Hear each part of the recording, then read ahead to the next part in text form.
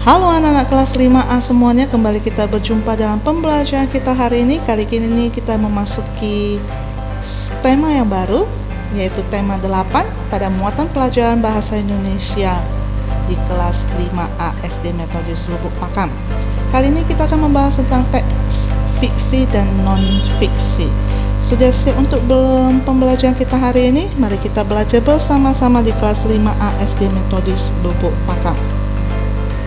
Pada hari ini kita akan membahas tentang teks fiksi dan non-fiksi. Untuk itu kita terlebih dahulu harus mengetahui dulu pengertian daripada teks fiksi dan non-fiksi.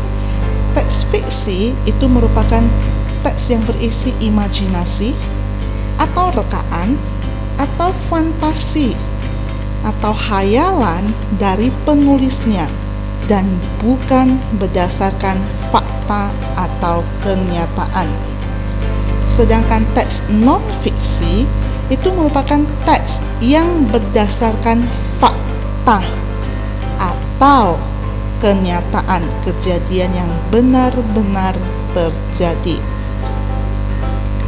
Perbedaan teks fiksi dengan teks non-fiksi. Teks fiksi memiliki ciri-ciri khusus.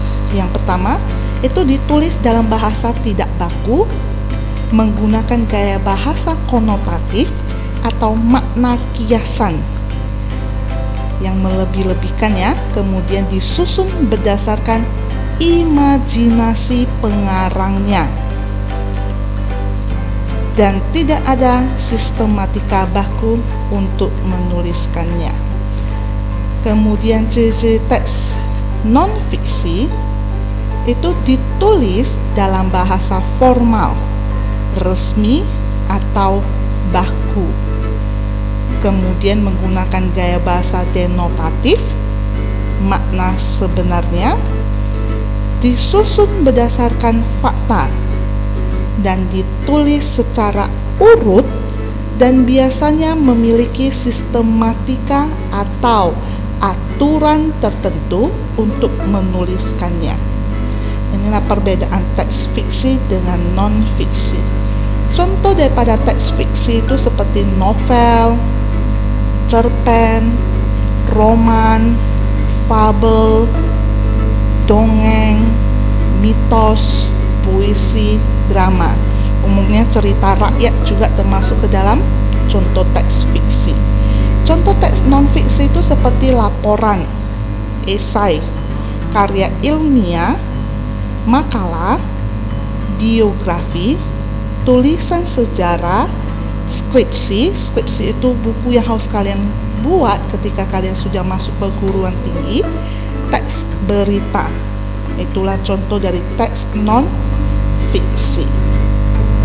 Nah, adapun unsur intrinsik pembangun teks fiksi. Yang pertama itu ada tema. Tema itu merupakan gagasan atau ide dasar yang menjadi landasan suatu karya sastra. Kemudian ada tokoh, yaitu pelaku dalam karya sastra. Artinya, siapa saja yang terdapat dalam cerita teks fiksi, itulah tokoh. Alur itu merupakan urutan kejadian yang ada dalam karya sastra. Apakah dia alur maju ataupun alur mundur.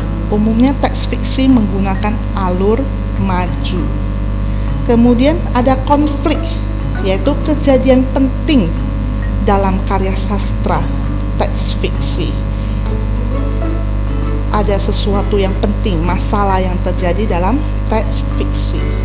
Klimaks itu merupakan konflik yang telah mencapai tingkat intensitas tertinggi dan merupakan kejadian yang tidak dapat dihindari. Ini adalah puncak daripada masalah yang terjadi dalam teks fiksi. Kemudian ada latar. Latar ini bisa banyak. Ada latar tempat, seperti di hutan, di rumah, di sekolah. Kemudian ada latar waktu, pagi hari, siang hari, sore hari. Dan ada latar suasana, seperti dalam keadaan gembira, senang, suka, duka. Nah, itu yang disebut dengan latar dalam teks fiksi. Kemudian ada amanat. Amanat itu merupakan pesan yang hendak disampaikan pengarang atau pembuat cerita melalui cerita yang dibuat. Setelah kalian baca, biasanya setiap teks fiksi itu memiliki amanat atau memiliki pesan untuk kita. Kemudian ada sudut pandang, yaitu cara pandang pengarang dalam menyajikan tokoh pada tindakan, latar, dan peristiwa dalam cerita. Biasanya ada sudut pandang orang pertama, sudut pandang orang kedua, dan sudut pandang orang ketiga. Ini adalah unsur intrinsik pembangun teks fiksi. Kemudian kita akan belajar tentang bagian-bagian dari alur teks non-fiksi.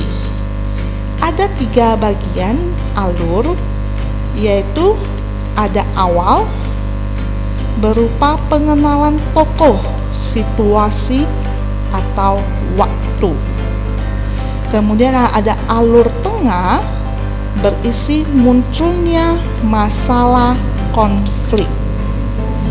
Dan ada alur akhir yang merupakan penyelesaian masalah. Bagian alur teks non-fiksi ini nampak jelas pada teks berita-berita di koran. Biasanya mereka memiliki bagian awal, pertengahan, dan akhir. Kemudian ada jenis alur teks non-fiksi. Ada alur maju, biasanya dimulai dari bagian alur awal, tengah, kemudian akhir. Kemudian ada alur mundur, dia dimulai dari bagian alur akhir terlebih dahulu, kemudian ke tengah, kemudian ke awal. Jadi alur maju, pengenalan tokoh terlebih dahulu, kemudian masalah yang terjadi, dan penyelesaian masalah. Kalau alur mundur, penyelesaian masalah terlebih dahulu, baru masalah apa yang terjadi, dan pengenalan tokoh, situasi, atau waktu. Kita sudah belajar tentang teks fiksi dengan non-fiksi. Seperti biasa, kita punya tugas di akhir pembelajaran kita hari ini. Bacalah cerita fabel. Fabel itu merupakan cerita tentang binatang yang dapat berbicara seperti manusia. Cerita fabel ini termasuk teks daripada teks fiksi atau cerita khayalan. Nah, cerita ini terdapat pada buku paket tema 8 kalian di halaman 11 sampai 13. Kalian baca, simak dengan baik-baik. Ceritanya tidak perlu ditulis ya, kalian cukup untuk membacanya. Kemudian yang perlu kalian tuliskan di buku latihan kalian adalah tentukan unsur intrinsik teks fiksi daripada cerita semut dan beruang. Tidak semua unsur intrinsik kita buat, hanya ada 4. Yang pertama adalah tokoh cerita. Tuliskan nama tokoh atau orang yang ada dalam cerita tersebut. Kemudian konflik cerita, masalah apa yang terjadi dalam cerita semut dan beruang. Latar ceritanya, kalian boleh tentukan kalian mau pilih latar tempat, latar waktu, atau latar suasana. Kemudian setelah kalian baca, tentukan amanat cerita.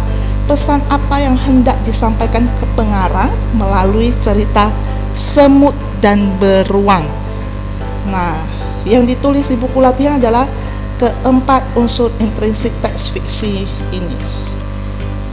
Teks bacaan tidak perlu ditulis. Setelah kalian membaca dan menjawabnya, fotokan dan kirimkan ke WA Lause, kerjakan di buku latihan kalian.